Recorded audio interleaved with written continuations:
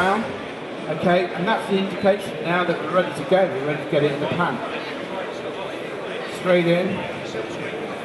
And a bit like my sort of ovens in the restaurant, or maybe yours at home, where they're not perfectly level. So you see now, all the oil and butter has come down to one side of the pan. And that's where I put the game to be cooked. Not in that side, not round here, right in the middle here, where it's all nice and juicy. Now we're on to the sauce. Okay, this is a really simple sauce. 3 ingredients we're going to do. And they are the balsamic, and this is not vinegar, this is actually syrup, so it's a little bit more thicker. Okay, so a good squirt of this in. The sloe gin will give you that back taste. Really nice sloe gin. This really goes well with game. Come over the top so you can control it. Okay. Red currant jelly.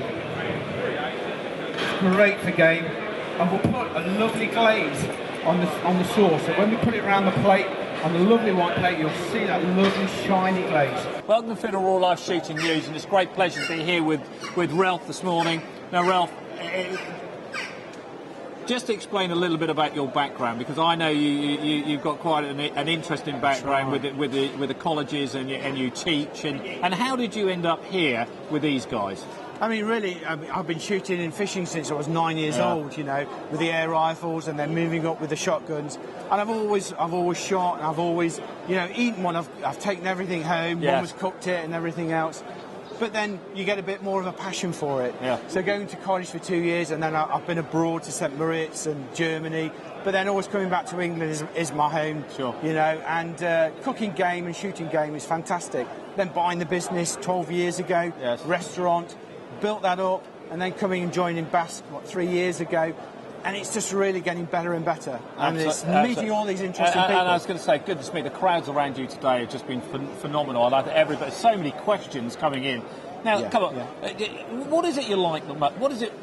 What's the passion? What do you like most about it? Is it the case of early mornings out there in the quarry, and then bringing it about and thinking, right, what can we do here? That's right. I mean, my book, Wild Chef, that I brought out a year ago, is all about taking the gun out early morning, you know, opening the door, how the day's going to be. You know, you don't know what you're going to come across, you don't know how it's going to, you know, whether it's going to be a good shoot.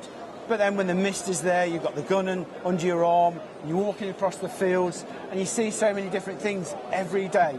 But then to shoot it, bring it back, and then cook meals like this, preparation, demonstrate it. Yeah, demonstrate it to the whole general public is absolutely fantastic. So come on, at the moment, what's your favourite? You must have a favourite. It's got to be pigeon. It's got to be pigeon. Time and time again. I like the pigeon, I have to say.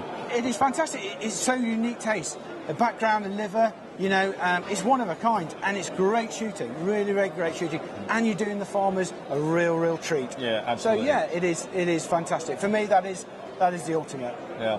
And come on, you must have a close second. A close second. Oh. Close second. Come on, there's a close second. Oh, I've got to say, probably duck. Duck, yeah.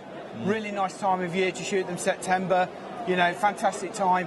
But again, it's totally different. Yeah. But, you know, I use the livers for making pate, and then using the actual duck breast is just so nice. It's so clean. It's so different. Again, every bit of game is so different, and that's why such a joy. Second, when you're looking at all these different recipes, I mean, you must be experimenting all the time.